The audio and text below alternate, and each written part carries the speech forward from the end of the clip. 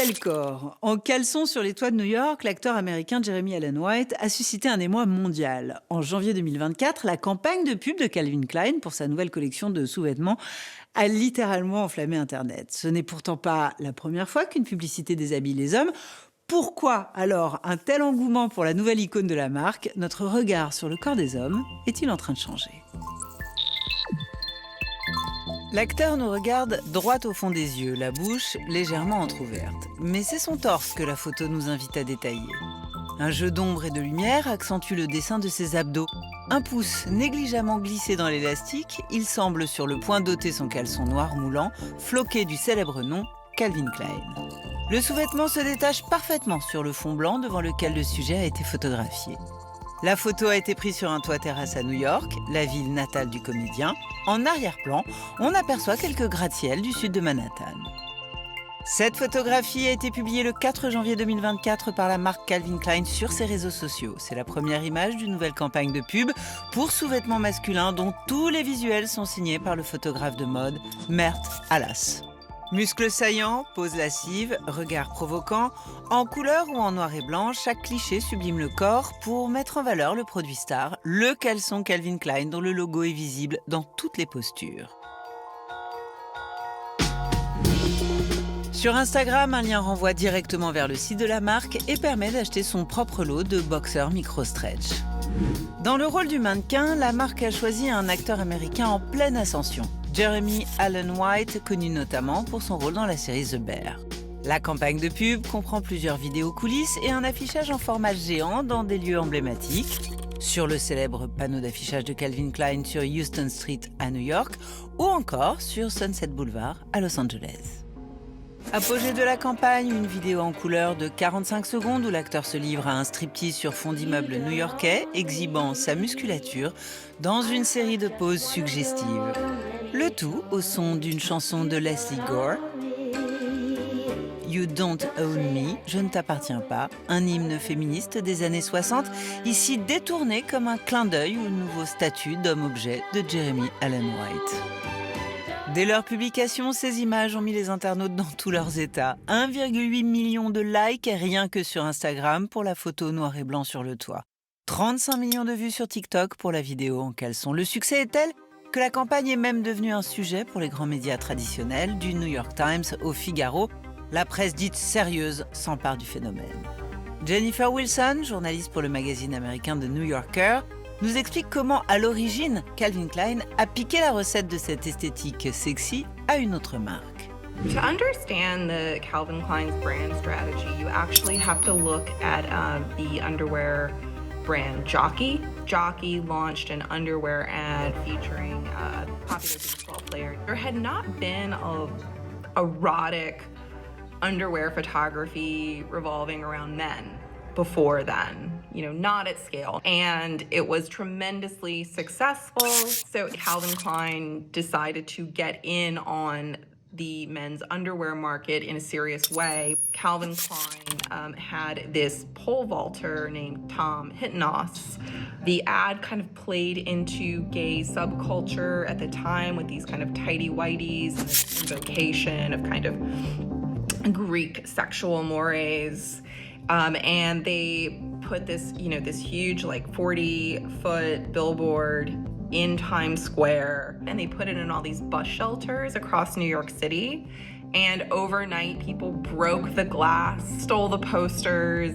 That was really Calvin Klein announcing, that it had arrived to the men's underwear market. Des poses provocantes mises en avant par des visuels sobres, souvent en noir et blanc, et un casting de superstars dénudés. La recette est rapidement devenue l'un des ressorts marketing de Calvin Klein. Et ce n'est pas la première fois qu'une de leurs publicités fait les gros titres. Dans les années 90, une série de clichés mettant en scène de très jeunes top modèles aguicheurs avait scandalisé jusqu'au président Bill Clinton. Mais Calvin Klein va persister dans sa stratégie provocatrice. It felt like all over Lower Manhattan, there were these Calvin Klein ads featuring, scantily clad men in bulging briefs. And it was so ubiquitous that actually in 1994, the New Yorker had Art Spiegelman, the famous cartoonist, design a cover Aujourd'hui, loin de choquer, la nouvelle campagne Calvin Klein semble plutôt avoir provoqué un désir planétaire. Sur les réseaux sociaux, des milliers d'hommes et de femmes se sont même mis en scène en pamoison devant le corps de l'acteur. One thing that was so interesting to me was that a lot of people were going to the physical billboards. They call them erotic pilgrimages. It was just this beautiful celebration of female desire. I love the idea that this was a collective crush. The ad just felt like this unifying moment in American popular culture, which is unusual for an underwear ad. Une célébration collective et décomplexée de l'homme-objet qui interroge. Quelques mois plus tôt, en avril 2023, une autre publicité de Calvin Klein, incarnée par la chanteuse FKA Twigs, partiellement dénudée, était censurée au Royaume-Uni sous le prétexte d'être présentée comme un objet sexuel stéréotypé. Alors, deux poids, deux mesures ? Tablette de chocolat, pose lascive, regard brûlant, Calvin Klein n'est pas la seule marque à mettre à nu les hommes. À l'instar des femmes, ils sont eux aussi depuis quelques décennies déshabillés sans état d'âme par la pub pour vendre du parfum ou des jeans. Mais le striptease publicitaire, tout en muscles, de Jeremy Allen White, change-t-il vraiment notre regard sur le corps masculin ? Si l'homme-objet fait bouger les lignes, on est encore très loin de l'égalité des sexes dans la publicité. Cette publicité pour Calvin Klein fait un petit peu de Jeremy Allen White une sorte d'homme-objet. On a un petit peu une sorte d'inversion des rôles et les hommes se mettent à découvrir d'une certaine manière ce que vivent les femmes depuis 50, 60, 70 ans avec la publicité et tous ces diktats de beauté qui leur sont imposés. On retrouve ça dans les réactions qui ont été postées sur les réseaux sociaux avec certains internautes qui sont en train de pleurer, où ils sont là, jamais j'arriverai à ressembler à Jeremy Allen White. On peut, d'un point de vue publicitaire, dater l'apparition de l'homme-objet au milieu des années 80. Une des toutes premières de l'histoire, c'est peut-être celle de Levi's avec Nick Kamen, qui était un jeune mannequin d'époque et qui rentrait dans une laverie et qui se déshabillait.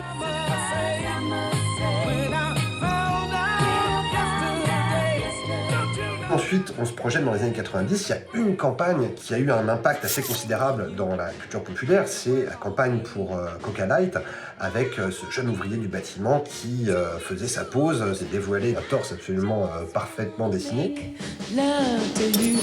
Si elles font tellement parler ces campagnes-là, c'est parce qu'il y en a très très peu finalement, et se comptent sur les doigts d'une main. Dès qu'on a du corps masculin dévêtu dans la publicité, c'est généralement des corps assez stéréotypés, enfin un certain idéal de la virilité emprunté à l'imaginaire gréco-romain, mais on va quand même avoir un homme qui va conserver un petit peu, entre guillemets, les rênes du pouvoir. L'homme potiche, finalement, n'existe quasiment pas dans la publicité. La campagne Calvin Klein avec Jeremy Allen White a été parodiée en Allemagne pour une bière locale.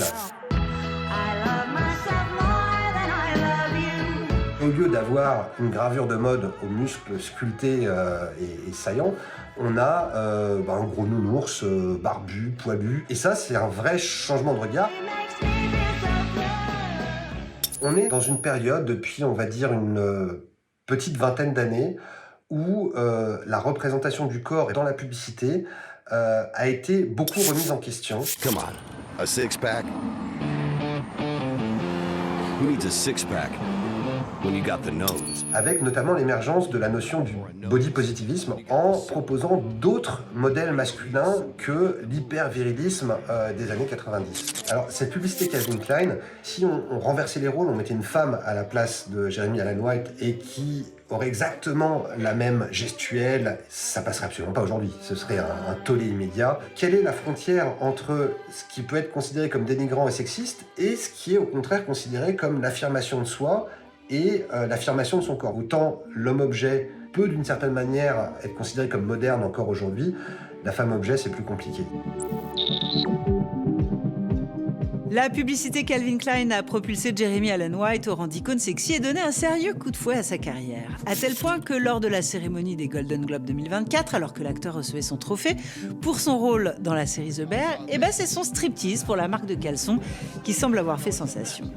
La recette sexy de Calvin Klein a d'ailleurs fait des émules. Plusieurs marques de dessous masculins se sont lancées récemment dans un concours d'abdos et de nus virils de superstars, comme celle de Skims, où l'on voit le chanteur Usher dans le rôle de l'homme-objet, nous aguicher une pêche à la main, fruit à connotation sexuelle par excellence. C'était une enquête d'Agnès Hupschmann pour le Dessous des images. Salut à tous.